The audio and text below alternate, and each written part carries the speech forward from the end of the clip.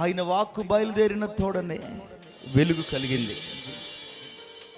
శూన్యంతో మాట్లాడితే అందమైన సృష్టముగా అది మారితే తన పోలికగా చేసుకుని నేను ఇంకెంత సుందరంగా ప్రభు తన మాటకు లోబడితే మార్చగలడు. ఒకసారి ఆలోచన చేయి.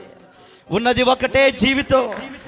ఈ జీవితంలో ప్రభు ఇస్తున్న ఆ సంతోషకరమైన దినాలలో మనం గడపకపోతే మన జీవితం ఏమైపోయినా ఏసైనా అడగండి. ఒకసారి 2 చేతులు పైకి చాపి, అయ్యా ఈ రాత్రి నాతో మాట్లాడండి అడగండి. ఒకసారి ఏసై నోరు తెరవండి. ఏసయ్యా, అందరూ నినాదం ఇదే, నాతో ఒకసారి మాట్లాడయ్యా. ఎందుకంటే మీరు మాట్లాడగలిగిన వాళ్ళు, మీరు మాట్లాడగలిగిన దేవుడై ఉన్నారు. మీ కన్ను దృష్టి ప్రదేశం అంతా సంచరిస్తుంది.